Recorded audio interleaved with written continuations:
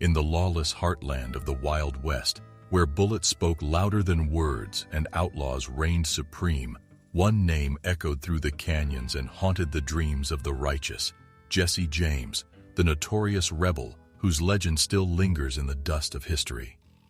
Today we will talk about Jesse James, the outlaw's last ride and mysterious death. The Wild West is well known for the legendary figures that inhabited it, as well as the stories they told of anarchy, adventure, and violence. Jesse James is one such figure who stands out as someone who exemplifies the outlaw archetype. Jesse James was born in 1847 in Clay County, Missouri, and grew up during a turbulent time in the history of the United States. This time period was typified by the Civil War and the fights between Union and Confederate sympathizers. Jesse James became one of the most talked about, complicated, and undoubtedly beloved individuals of the Wild West era, despite the fact that he utilized aggressive tactics and had a propensity for illegal behavior. This film will dig into the lives and times of Jesse James, analyzing how he came to be synonymous with the phrase Wild West and how he became the focal point for the numerous outlaws that followed in his footsteps. Early years and background with the family. Jesse Woodson James was born to parents Reverend Robert S. James and Zerelda Cole James. Jesse's middle name refers to his grandfather, Jesse Woodson James. Clay County, Missouri, sometimes known as Little Dixie due to its population of Southern transplants and its ties to the Confederacy, was the home of the Scottish and English ancestors of the James family. The James family lived in Clay County, Missouri.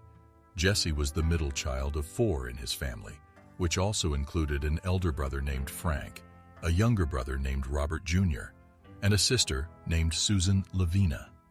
The James family farmed hemp on a commercial scale and raised sheep on the farm that they owned and operated near Centerville, Missouri.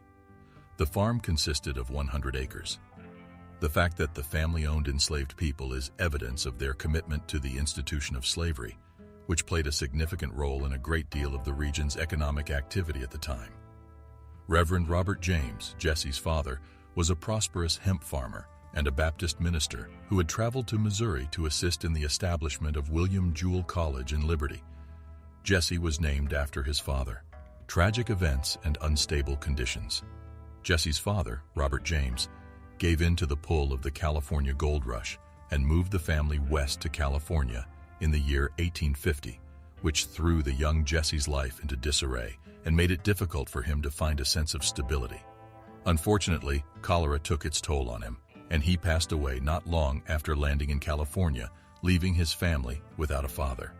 After the passing of Jesse's father, Robert, Zerelda remarried twice, first to Benjamin Sims and then to Dr. Archie Reuben Samuel. Jesse is the child of the second marriage. Both of these marriages were brief and ended in divorce or death. Jesse was able to keep his close relationship with his mother and establish a strong work ethic while working on the family farm in spite of the disruptions that occurred in his family life. He was noted for his solitary nature, thoughtfulness, and fierce guarding of his mother and other loved ones.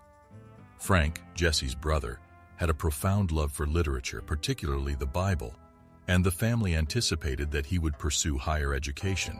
However, the advent of the Civil War in the United States made it impossible for them to pursue their academic goals as planned. The Civil War, as well as the decision to join the Confederacy. During the time of the Civil War, Missouri was a border state, and it was subject to significant tensions between Union and Confederate sympathizers. In May of 1861, Jesse James' older brother Frank enlisted in the Missouri State Guard, making him a recognized Confederate soldier. Jesse James was born in 1835. He fought in several engagements, including the Battle of Wilson's Creek and the First Battle of Lexington. Jesse remained devoted to his family and helped out on the farm despite the fact that he was initially too young to participate in the conflict.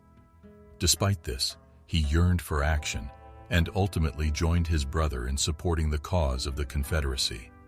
Jesse's spirit of defiance became stronger when he suffered experiences that were dangerously close to ending his life and observed the brutality of Union militias. He joined Quantrell's Raiders, a famed Confederate guerrilla band led by William Clark Quantrill in 1864 when he was only 16 years old. Quantrell's Raiders and the Reign of Terror. Jesse James, accompanied by Quantrell's raiders, undertook a string of raids and other acts of guerrilla warfare across the state of Missouri and the territory that bordered Kansas. The guerrilla band, which was notorious for its cruel methods and merciless reputation, carried out several raids, ambushes, and acts of violence against Union soldiers, sympathizers, and civilians. They were known for their brutal tactics.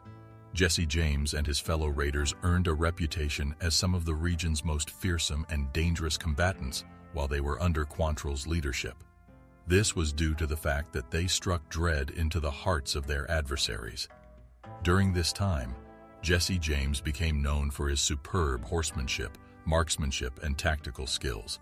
He also had a reputation for being a fierce gunfighter. He became famous for his audacious escapes, during which he successfully evaded capture by Union forces on multiple occasions. Jesse's mental health suffered as a result of the violence and murder, and he saw the deaths of a great number of close friends and comrades while they were on the raids. Outlaw activity following the American Civil War. In the years following the conclusion of the American Civil War in 1865, Jesse James and his brother Frank found themselves on the wrong side of the law. They were no longer seen as members of the Confederate Army fighting for their cause. Rather, they were considered outlaws. The James Younger Gang was a criminal organization that specialized in stealing banks, railways, and stagecoaches. The James brothers and other former members of Quantrell's raiders established the James Younger Gang. Their heists were precisely organized, and they frequently took property that represented the riches and might of the Union. The gang would launch their attack with lightning speed, easily taking control of the security personnel and the passengers, and escaping with significant quantities of money. Their daring deeds captivated the imagination of the general people, and the media sensationalized their antics, which contributed to the perpetuation of their image as legendary criminals. During their existence as criminals, the James Younger Gang was involved in several altercations with members of the law enforcement community and Pinkerton agents. They evaded capture by engaging in gun battles and attempting dangerous escapes, leaving a wake of bloodshed in their wake. The gang's operations took place throughout multiple states, including Missouri, Kentucky, Iowa, Texas, and Minnesota.